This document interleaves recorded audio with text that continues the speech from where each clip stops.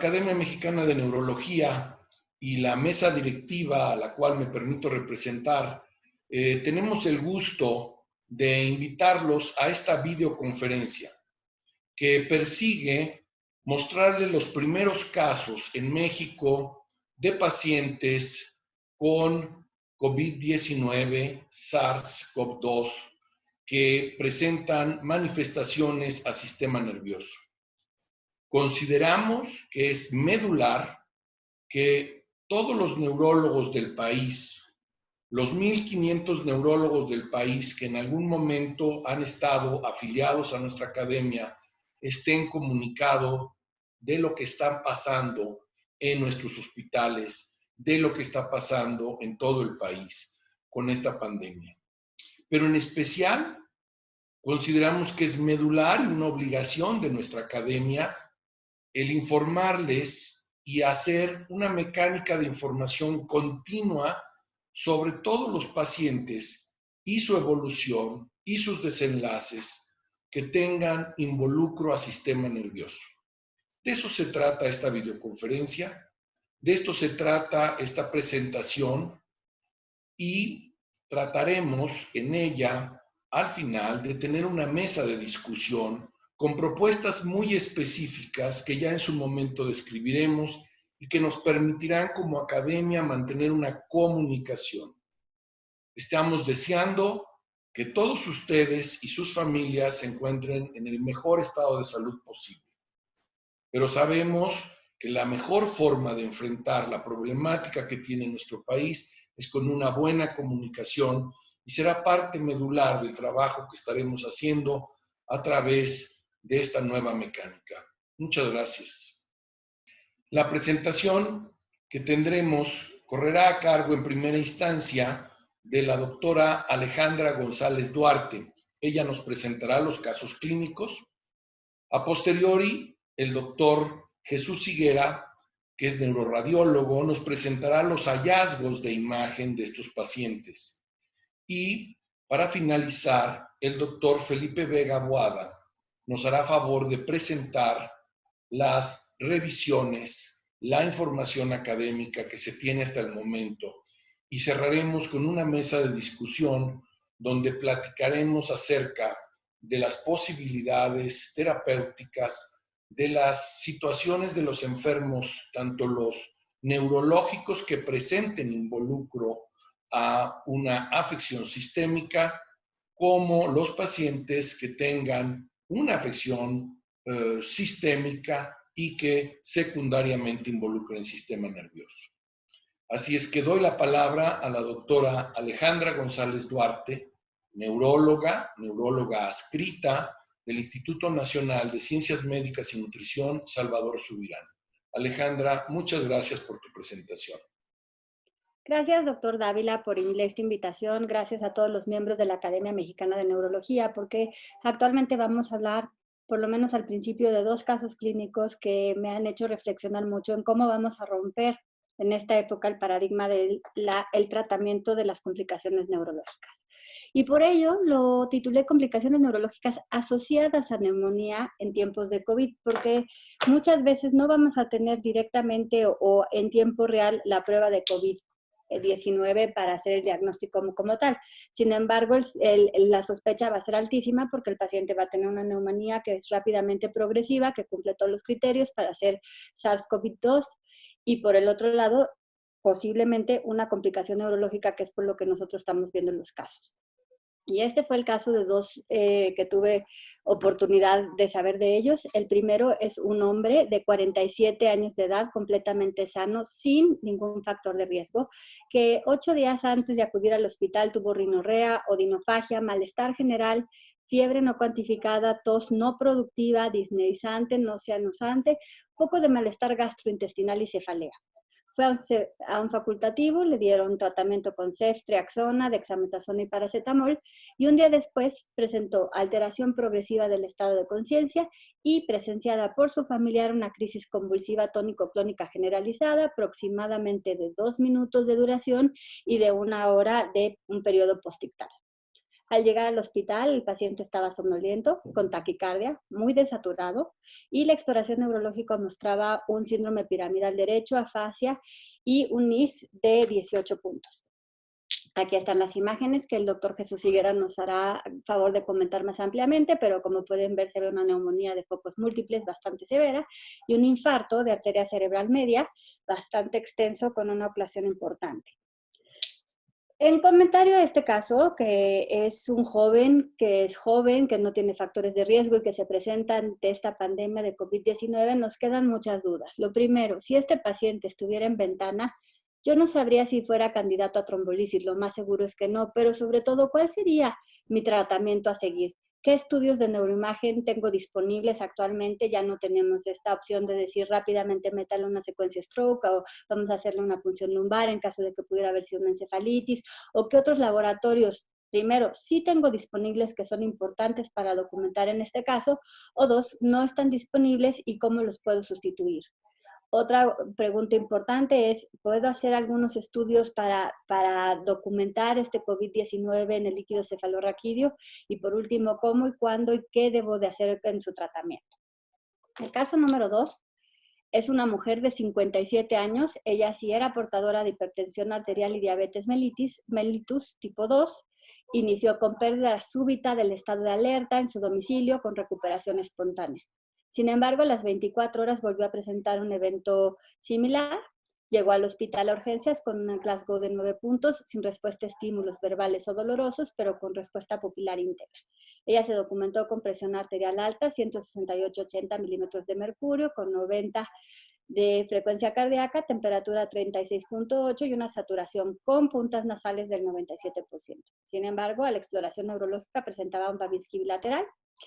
Y la primera TAC de cráneo mostró una hemorragia subaracnoidea secundaria posiblemente a la ruptura de un aneurisma cerebral de la arteria comunicante anterior derecha, pero la tomografía de tórax también mostraba un patrón similar al que les comenté del paciente previo de vidrio despulido bilateral, como si fuera una neumonía de focos múltiples. De tal manera que me di la tarea de presentarle estos dos casos porque son dos panoramas diferentes. Uno, un paciente que tiene un evento respiratorio y que culmina con un evento neurológico, particularmente con esta respuesta inmune asociada a COVID, que es un estado procoagulante con un dímero D muy alto, ferritina muy alta, dificultad respiratoria, hipoxia y choque. O bien, el panorama número 2, que es un evento neurológico que se asocia también o un poco después del evento neurológico a un evento respiratorio. Nos queda entonces la disyuntiva. ¿Cuál es el papel que tenemos que jugar los neurólogos en ambos casos?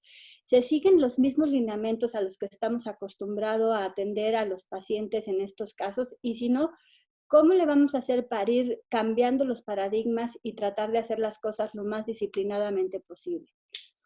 Aquí se acaba mi primera intervención. Son muchas más dudas las que tenemos que respuestas, pero esperemos irlas aclarando a través de estas sesiones que vamos a tener con la academia.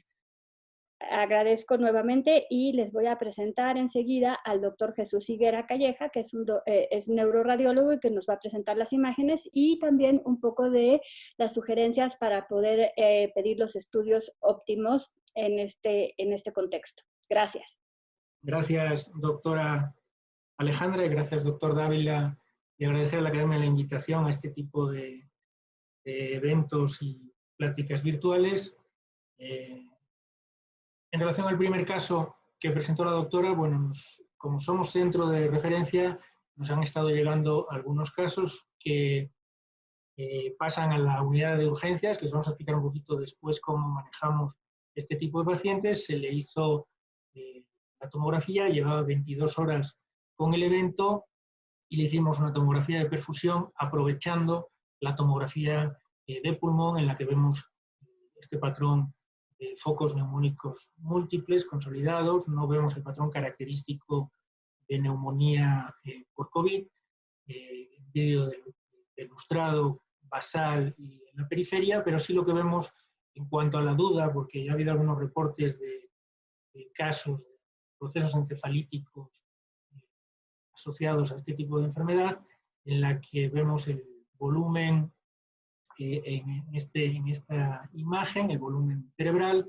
el tiempo de tránsito medio, el flujo cerebral y la tomografía convencional, a la que estamos todos acostumbrados, donde vemos dos lesiones intraxiales de características totalmente isquémicas, en un estadio ya subagudo tárdico, y el vaso ocluido. En el segundo caso, se nos refirió por una supuesta hemorragia subaracnoidea con una tomografía en patrón vídeo del lustrado o mal definido, característico de COVID.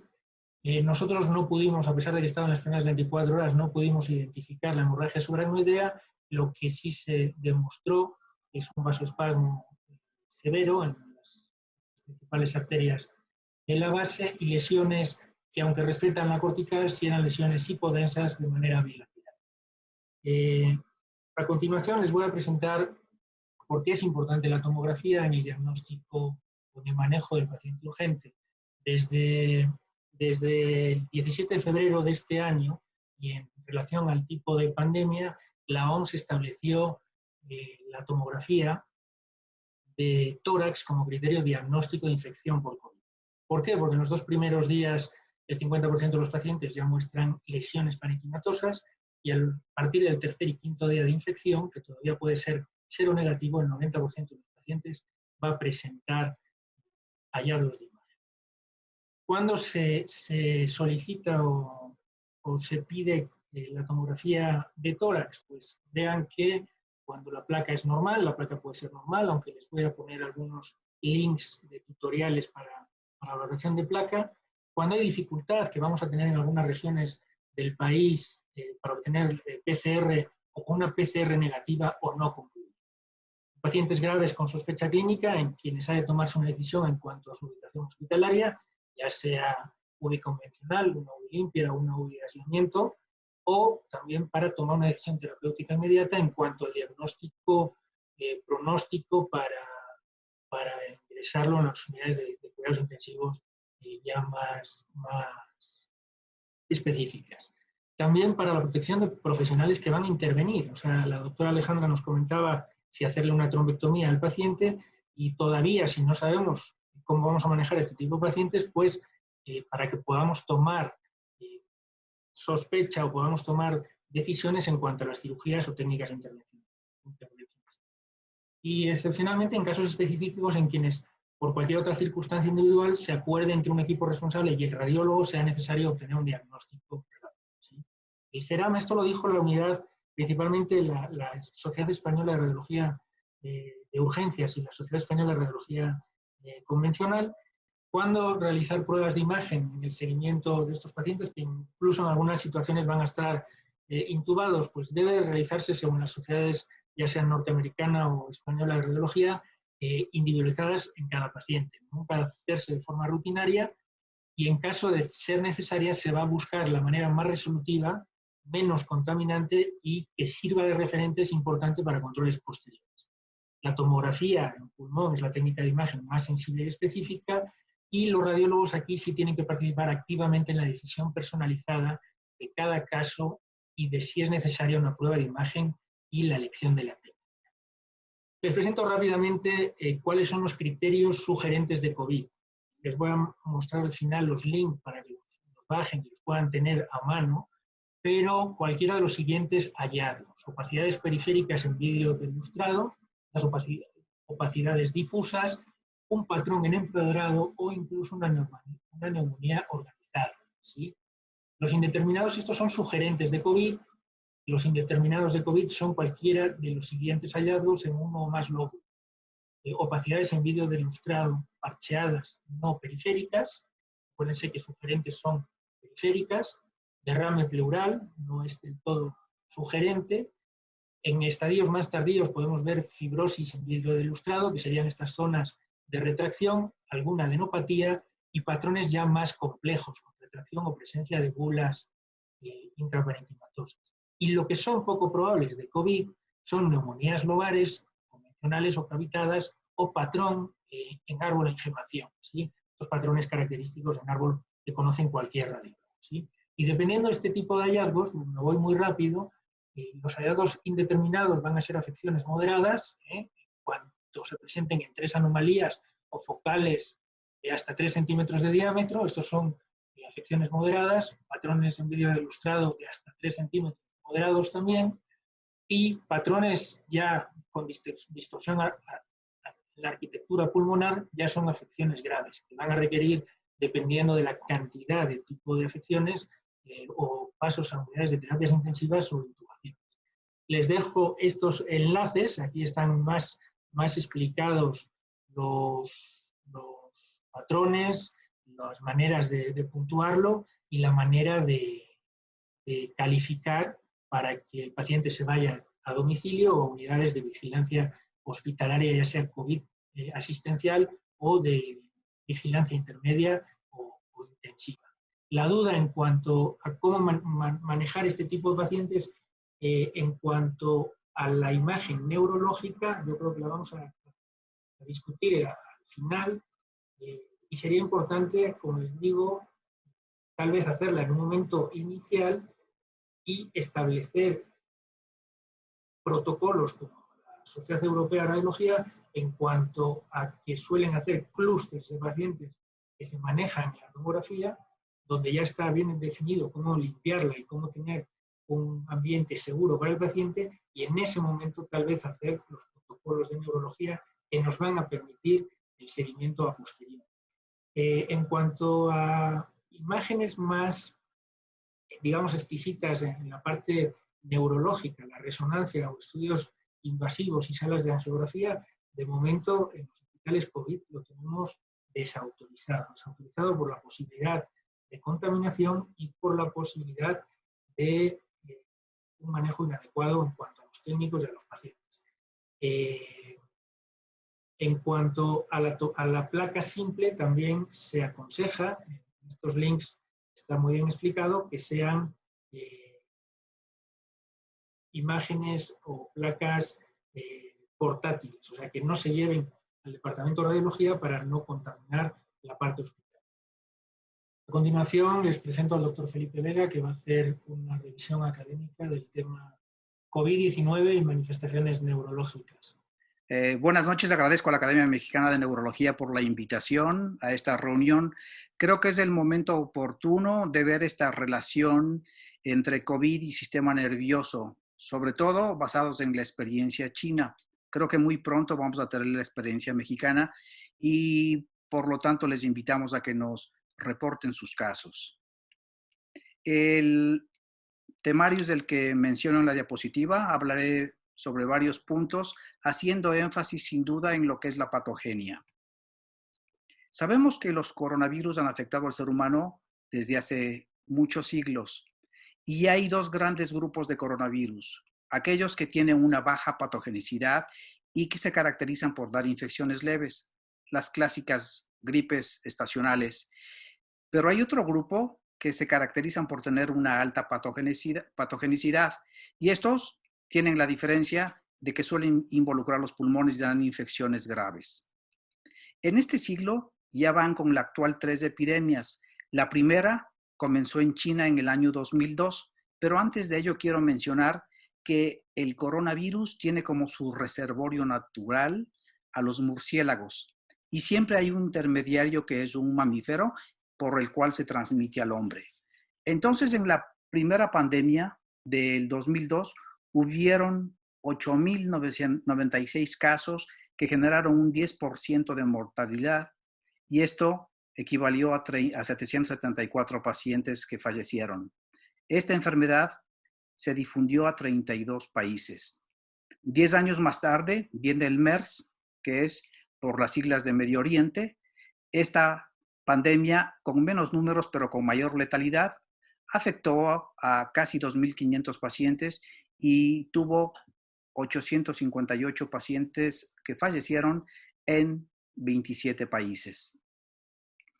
El problema actual comenzó en Wuhan, que es una ciudad que está al sureste de China, una ciudad de 13 millones de habitantes, industrializada, pero como en toda la República de China, tienen sus costumbres muy particulares y hacen del murciélago, este gran vector del coronavirus, uno de sus platos favoritos y le atribuyen a muchas cualidades desde el punto de vista médico. Entonces es utilizado también en la medicina tradicional. Los primeros casos fueron mencionados a finales de diciembre de 2019 y el estatus al día de hoy, a las 15:30, nos muestra que hay casi 1,5 millones de pacientes afectados en todo el mundo, con una cantidad de alrededor de 125,000 muertos, y podemos observar que en México la población afectada son de casi 2,700 pacientes. Sin embargo, de acuerdo a las indicaciones de la Secretaría de Salud, por cada paciente habrían 9 pacientes más afectados, es decir, podríamos estar hablando de alrededor de 25,000-30,000 pacientes contaminados, y esto ha generado ya más de 330 decesos. Desde el punto de vista epidemiológico, a nivel neurológico, se han reportado algunas informaciones. La mayoría son case report. Sin embargo, en un estudio interesante de Mao, él reporta que hay un 36% de pacientes que tuvieron algún tipo de queja neurológica. Inicialmente suelen ser síntomas leves. Sin embargo, es claro que cuando más grave es la afección sistémica pulmonar, mucho más importante es el compromiso neurológico. Una pregunta que se hizo es si el virus ingresaba al sistema nervioso. Y esto se aclaró cuando en la epidemia del SARS 2002 falleció un médico que tuvo un cuadro sistémico que se agravó 26 días después de haber iniciado y comenzó con signos de hipertensión endocraneal. La tomografía mostró algunas alteraciones. Aquí podemos observar un importante edema. También podemos observar una dilatación ventricular y algunas imágenes hipertensas puntiformes que sugieren una hemorragia parenquimatosa y también una hemorragia subaracnoidea. En el estudio de necropsia se pudo distinguir que había una desnaturalización neuronal con áreas de necrosis, con una congestión vascular y un edema perivascular, había signos de necrosis y un proceso inflamatorio relativamente leve. Sin embargo, la prueba evidente de si había o no virus en ese cerebro se la obtuvo del mismo paciente cuando se hizo los procesamientos de cerebro y también de pulmón. Y sabemos que el coronavirus reconoce una banda de 108 bases de pares y podemos observar en la fila 1 está el control. En la fila número 2 pusieron extractos purificados del cerebro del paciente. En la fila número 3 tenemos extractos purificados de un cerebro de un sujeto que murió por otra causa. Y en la fila número 4 tenemos extractos purificados del pulmón del mismo enfermo. Y podemos ver cómo hay un marcaje evidentemente notorio, lo que confirmó que esto correspondía a coronavirus. Y para terminar de corroborar ese interesante hallazgo, se pudo observar en microscopía electrónica la presencia del coronavirus. En conclusión, con ese estudio se dijo que existía evidencia de que el virus era neurotropo, es decir, tiene la capacidad de llegar al sistema nervioso, que tiene una capacidad de invasión, es decir, es neuroinvasivo, y también es un virus que tiene su poder de virulencia. Para entrar el virus a una célula, ¿qué es lo que requiere? Requiere el apoyo de un receptor. Y este es el receptor que es la enzima convertidora de la angiotensina tipo 2. Una de las porciones, el ligando espiculado del virus, se adhiere al receptor y por una ayuda de una proteína transmembranal atraviesa la membrana celular por un mecanismo de endocitosis. Una vez dentro de la célula, el mecanismo comienza su proceso de replicación y esta replicación va a llevar a la muerte de la célula huésped. ¿Cómo llega el virus al sistema nervioso? Esto es muy interesante. El virus llega al sistema nervioso por la principal ruta, es la ruta hematógena. Para ello necesitamos que exista un neurotropismo. Obviamente que el virus pueda reconocer receptores que le permitan pasar. Y como es perfectamente conocido, el cuerpo tiene una enorme cantidad de órganos que expresan este receptor AC2 y entre ellos, por supuesto, que está el cerebro. Entonces, si el cerebro tiene receptores AC2, ese virus puede, sin duda, acoplarse a cualquier tipo de neurona. Pero ¿cuál es el proceso? Una vez que la infección llega al sistema respiratorio alto, este virus comienza a atravesar las mucosas, es decir, las células de las mucosas, e intenta buscar las células endoteliales, penetra el torrente circulatorio y por una vía exactamente inversa a la del ingreso al sistema circulatorio, hace su salida hacia el medio intracerebral o hacia el órgano blanco a donde va a permanecer. Esa es la vía hematógena. La vía que yo la denomino por contigüidad es aquella que en el proceso infeccioso hay una gran cantidad de virus a nivel de las mucosas de la vía respiratoria superior y por contigüidad se pegan en los filetes del nervio olfatorio, atraviesan la lámina cribiforme y llegan con cierta facilidad al cerebro. Entonces, lo que es importante es saber que el cerebro sí expresa el receptor AC2 y por lo tanto permite el ingreso de la infectante a cada una de las neuronas. ¿Cuál es el proceso de infección por este tipo de virus? Habitualmente tiene 3 etapas. En la primera semana viene la etapa de enfermedad leve, aunque hay una cantidad importante de virus alojados en el sistema respiratorio. La mayoría de los pacientes comienzan a tener un sistema de inmunidad y de rechazo y comienzan a eliminar el virus. Gran parte de estos enfermos al final de la primera semana ya están en recuperación. Sin embargo, hay un grupo de pacientes, la minoría por fortuna, que entran en la fase pulmonar.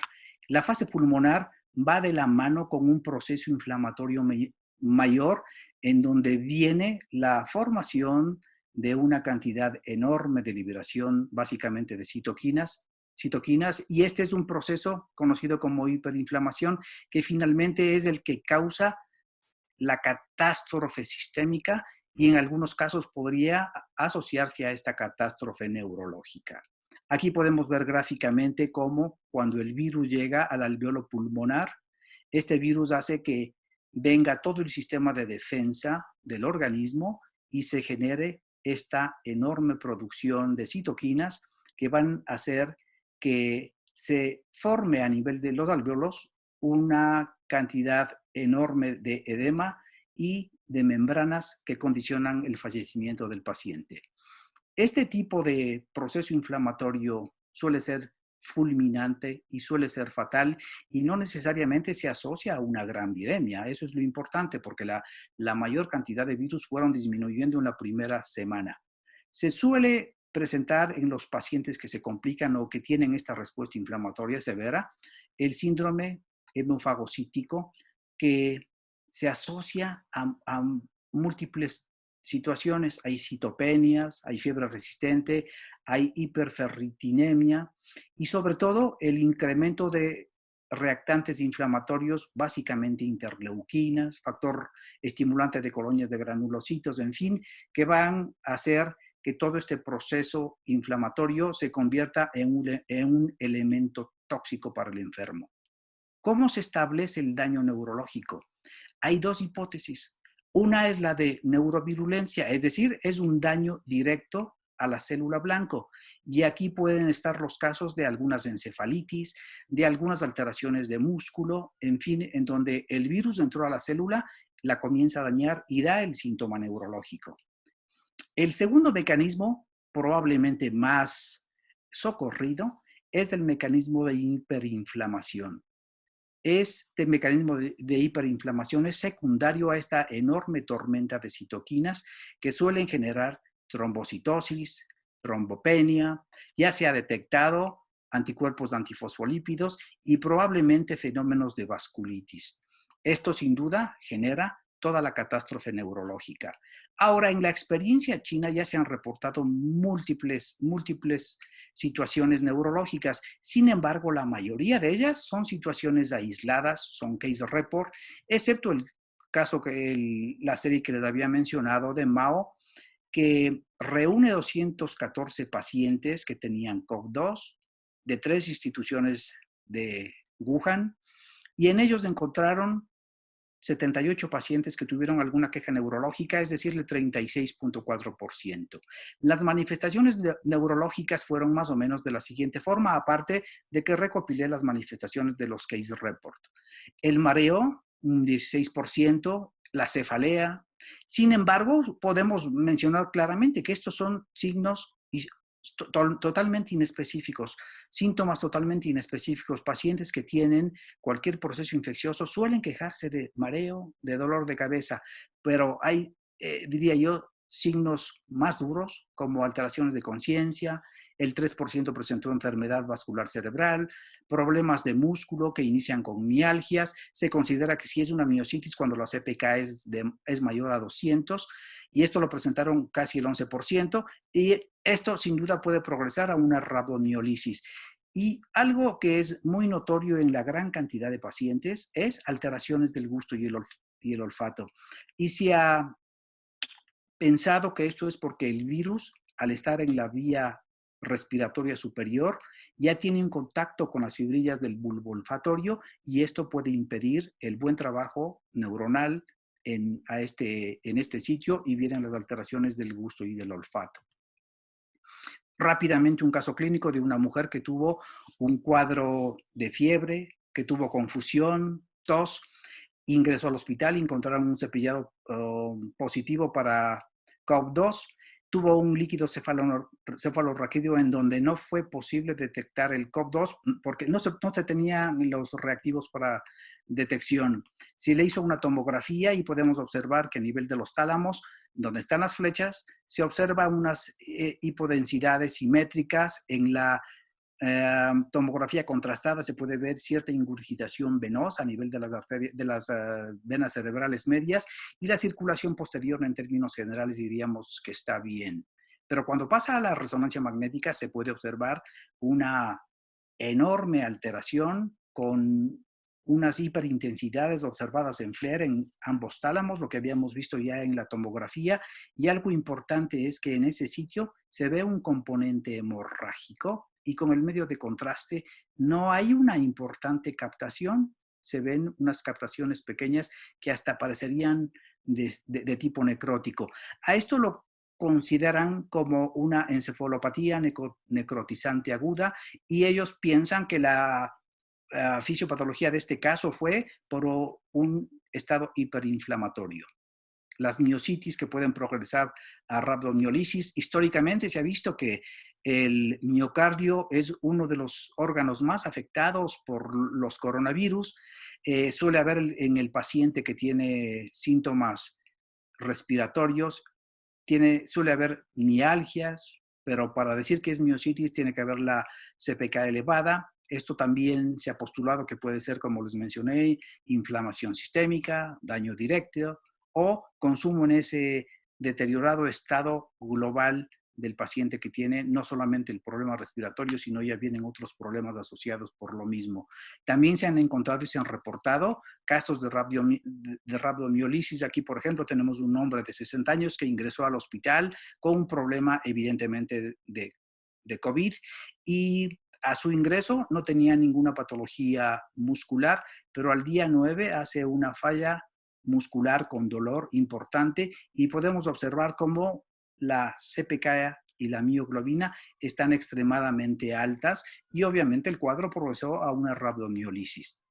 La enfermedad vascular cerebral puede presentarse de las dos formas, la isquémica y también la hemorrágica. Uno de los factores que se ha considerado como un elemento que favorece la enfermedad isquémica es el aumento del dímero D, y quienes tengan dímero D por encima de 1000 unidades sugieren que se comience una anticoagulación preventiva. Mientras que el proceso hemorrágico se debe a ese a esa tormenta inflamatoria, al síndrome hemofagocítico que genera una trombopenia muy importante, pero puede también haber una neurovirulencia que afecte directamente a la vasculatura pequeña, a los capilares y produzca ruptura y hemorragias. ¿Cómo debe ser evaluado? Creo que el mensaje más importante es que el paciente que tiene COP2 sin duda tiene que ser evaluado de una forma integral, pero para ello necesitamos también que el profesional que lo evalúe con toda la seguridad. Y esa seguridad no es el simple hecho de ponerse un cubrebocas y ponerse un gorro, no, es una seguridad que tiene muchos lineamientos muy estrictos y el enfermo realmente entra en un aislamiento y en un contacto totalmente indirecto con el sujeto a quien va a explorar y así podemos seguir en forma muy puntual la evolución de ese enfermo. ¿Cuál es el tratamiento de los pacientes que tienen síntomas neurológicos? Por desgracia, los pacientes están muy focalizados al problema pulmonar, que es el mayor, pero los síntomas neurológicos deben ser tratados en forma sintomática en la fase inicial, manejar el edema cerebral, si hay convulsiones, dar tratamiento anticonvulsivo. A los pacientes que entren en agitación o delirium hay que darles fármacos para tenerlos relativamente sedados o tranquilos, hay que manejar el dolor y sugieren, en un estudio chino, sugieren que cuando hay EBC hay que utilizar y hay que trabajar con los protocolos tradicionales. El tratamiento ideal para toda la enfermedad sería, de acuerdo a los estudios que van saliendo, intentar dar los fármacos antivirales que se tiene en la actualidad, pero en la forma más precoz. Y ellos están atribuyendo las conclusiones hasta el día de hoy, atribuyen el fallo terapéutico de algunos protocolos a que se utilizaron los antivirales, pero tardíamente, después del día 10.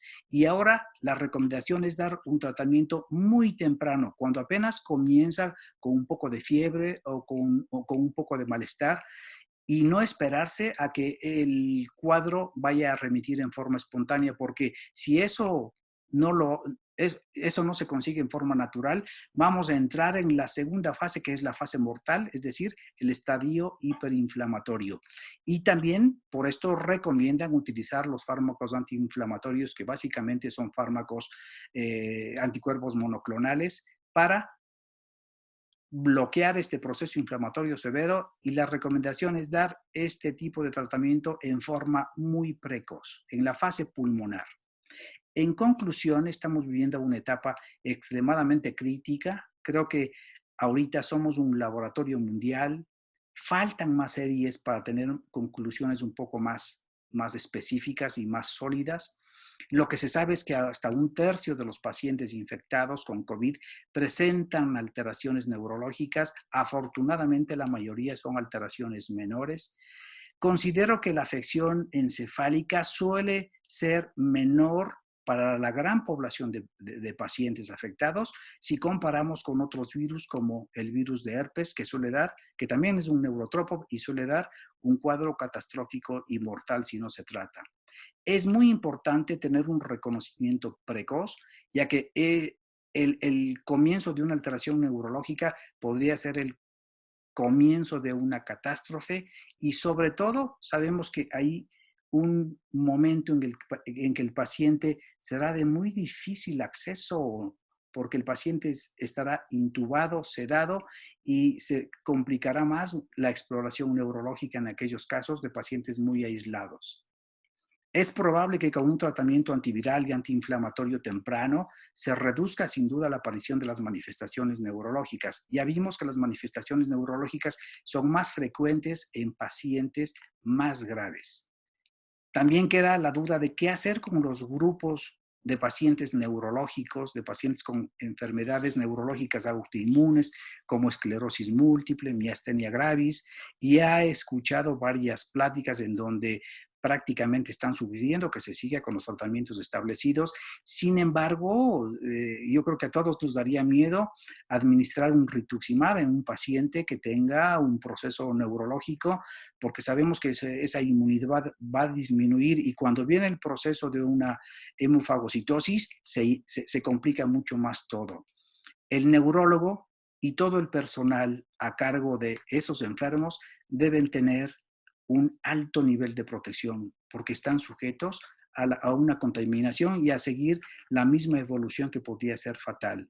Todo esto hace que sea necesario documentar nuestra experiencia y solo así podremos efectivamente salir victoriosos como ya lo ha hecho la población de Wuhan en la experiencia de ellos. Creo que es la oportunidad para expresar a todo el cuerpo médico, el cuerpo de enfermería, nuestro reconocimiento por la gran labor que están haciendo en esta fase tan peligrosa. Gracias y quiero en estos momentos abrir la discusión para que los compañeros que participaron, la doctora Alejandra González Duarte, el doctor Ruiz Dávila y el doctor Jesús Higuera, se integren a la mesa de discusión.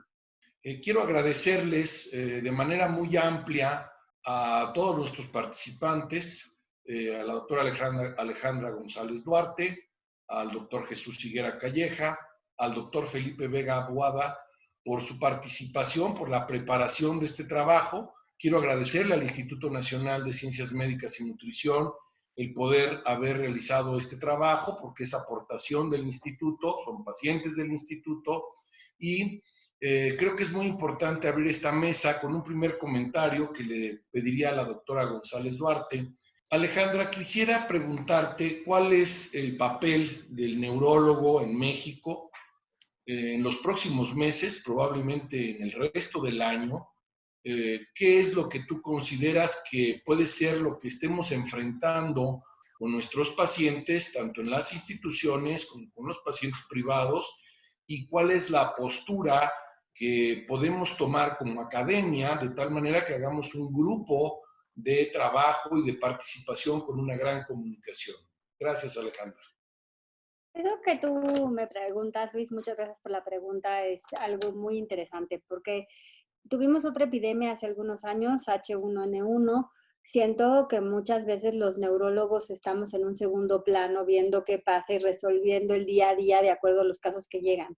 Tenemos ahora la oportunidad de ser protagonistas de una epidemia importante, pero sobre todo de que tenemos antecedente de otros países que pasaron por lo mismo y que se fueron enfrentando cada vez más a cada uno de estos casos. Entonces, estamos en un tiempo perfecto para que en vez de que cada uno vea un caso y lo analice y lo trate de manera individual, nos podamos juntar a hacer consensos, a hacer estimaciones de la frecuencia y sobre todo para tratar de avisar de los factores de riesgo que puedan a nosotros decirnos o predecir que van a venir estas complicaciones en los pacientes. Yo creo que es un llamado muy importante a que ahorita actuemos como grupo de neurología, compartiendo cada uno de los casos para poder aprender de la epidemia y quizá también para poder como sociedad aprender a trabajar juntos. No sé qué opina el doctor Higuera, qué es lo que nos recomienda hacer cuando tenemos un paciente así con pocos recursos, porque por lo menos lo que estamos viviendo nosotros es que no hay lo que estábamos acostumbrados a vivir. Yo soy una apasionada de la neuroinfectología desde hace mucho tiempo y yo hago punciones lumbares cada vez que se puede y con muy poco umbral me gusta hacer y me gusta investigar y me gusta hacer la resonancia magnética completa y ahora tenemos muy poco. ¿Qué nos puedes tú sugerir que podamos hacer en poco tiempo, pero que esté completo, que sea suficiente como para seguir estos casos y que no digamos, bueno, se me perdió esta información o no tuve en ese momento este estudio? Bueno, buenas. Gracias, Alejandra, por la pregunta. Y tenemos aquí dos principales problemas, como dijo el doctor Vega. Uno, que los pacientes que desarrollan manifestaciones neurológicas van a ser los pacientes en principio más graves, que en principio son más difíciles de valorar y en principio incluso va a haber un momento en el que no vamos a saber qué es lo que está pasando. Nosotros como expresión un poquito en la presentación rápida como radiólogos nos han dado un papel a veces preponderante en este tipo de enfermedad, sobre todo por la tomografía del pulmón, que no es mi campo. Cuando yo empecé a ver estos dos casos neurológicos, me comuniqué con la gente de neurología expresando la preocupación por la posible fuga de este tipo de pacientes y el momento en el que estábamos tan buenos para cohesionar al grupo neurológico nacional que empezará a incluirnos este tipo de pacientes, como siempre, yo soy muy objetivo y con las condiciones del país. O sea, sí es una realidad que no todos nuestros neurólogos van a tener disponibilidad de estudios selectos, por decirlo de alguna manera. En principio, ¿qué estudios yo les sugeriría?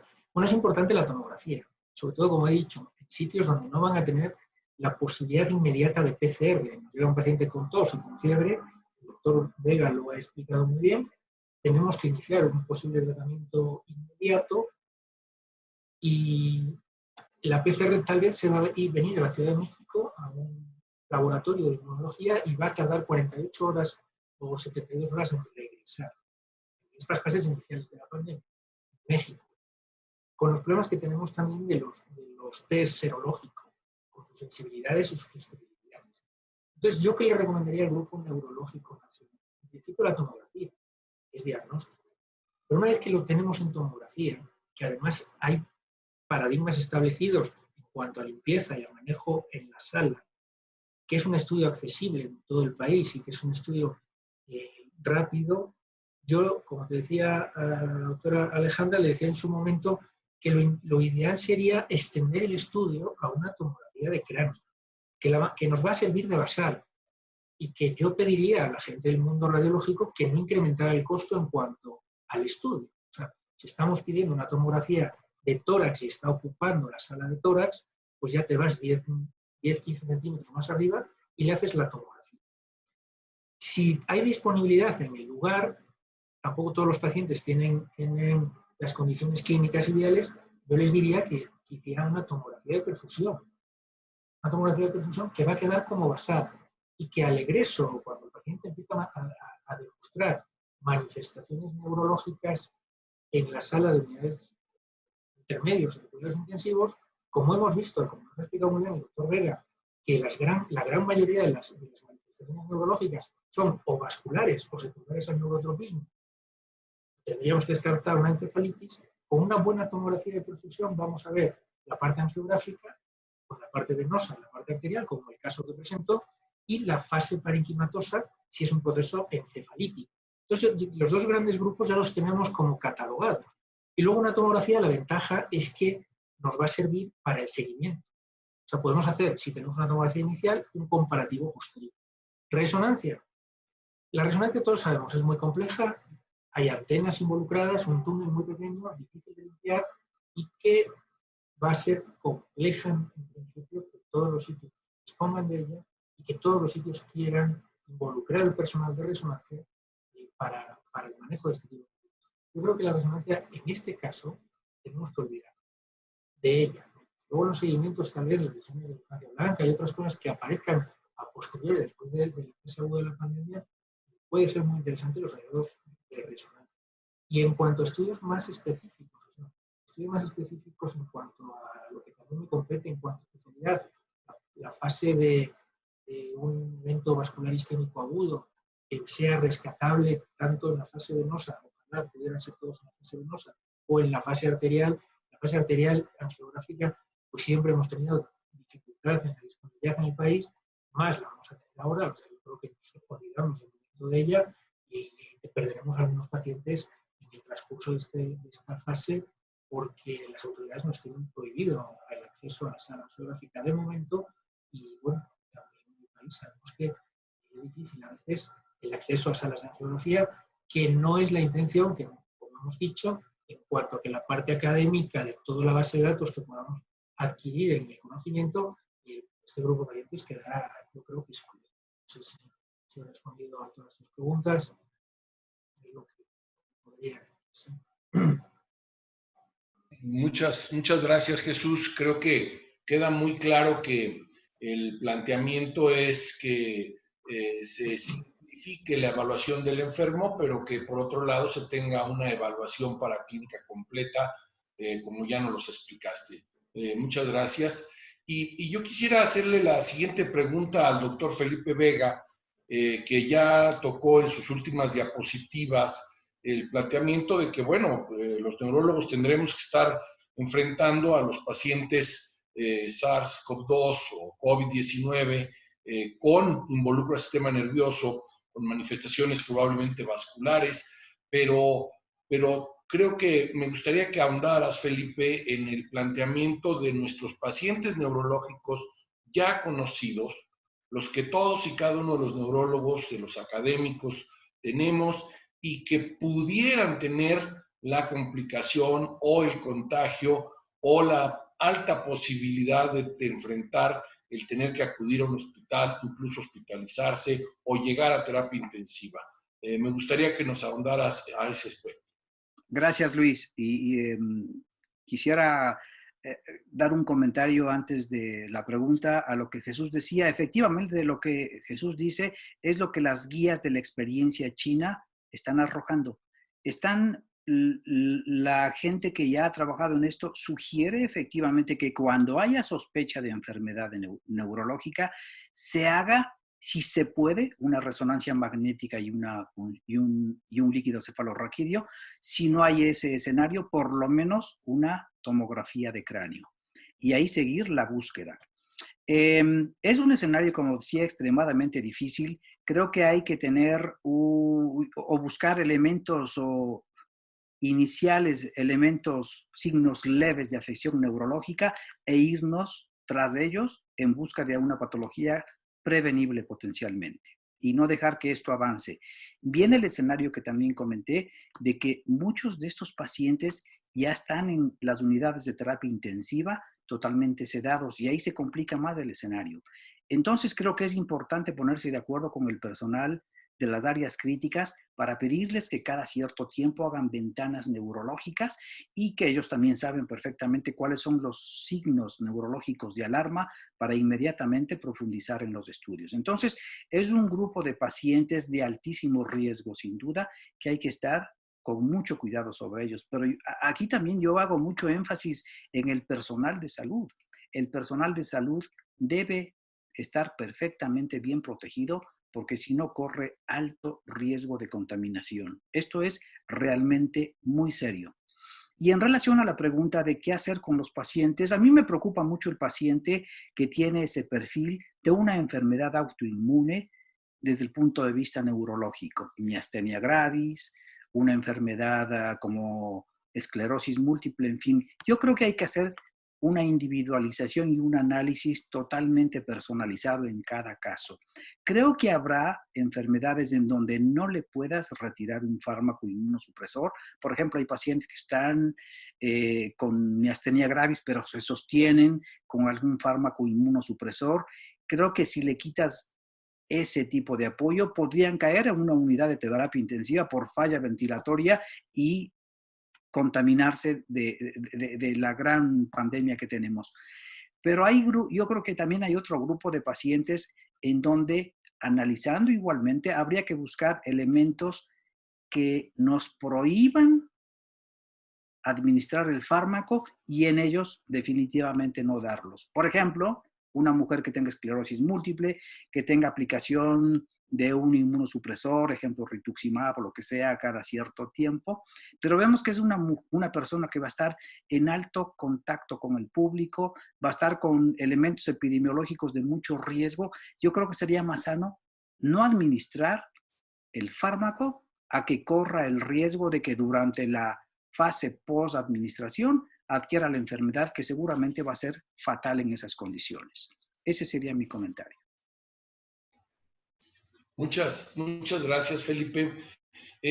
Para terminar, yo quisiera pedirle a la doctora Alejandra González Duarte que nos haga una propuesta que ha estado ella preparando y que nosotros como academia consideramos que es muy valiosa, que va a incluir a todos los neurólogos del país, que busca ser estrictamente muy académica, estrictamente muy incluyente, como ya lo dije, pero que nos va a dar una noción muy importante porque habrá retroalimentación.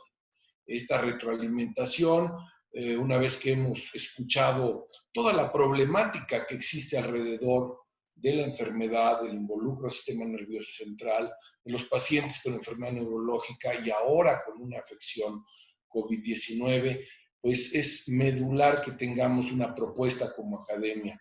Así es que quiero darle la palabra a la doctora Alejandra González Duarte para que nos los presente y al final haré ya los comentarios de cómo funcionará esta mecánica. Alejandra, muchas gracias. Gracias y gracias por la oportunidad. A mí me gustaría que, como lo dije anteriormente, empecemos a trabajar como grupo de neurólogos o médicos asociados a neurología, porque no necesariamente tiene que ser un neurólogo el que reporte estos casos. Me gustaría empezar prospectivamente a hacer un registro de enfermedad asociada a una neumonía típica, posiblemente COVID.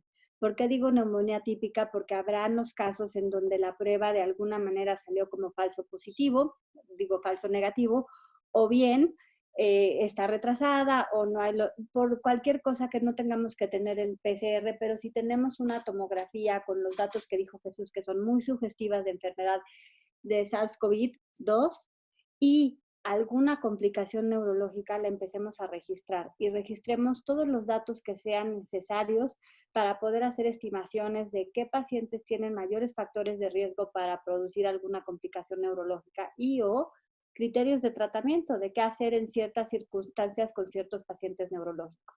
Hemos tenido la experiencia que otras infecciones dan Guillain-Barré en mucha frecuencia y los neurólogos somos los que menos nos enteramos del número y de la gravedad de la frecuencia de los casos de Guillain-Barré. De tal manera que los invito a participar. Es un registro que va a estar abierto, que lo importante es que tratemos todos de tener toda la información lo más completa posible, pero también lo más anónima posible para que ninguno pueda identificar como tal al individuo, sino que todos estos se agrupen y se vean como una casuística mexicana de casos neurológicos asociados a COVID.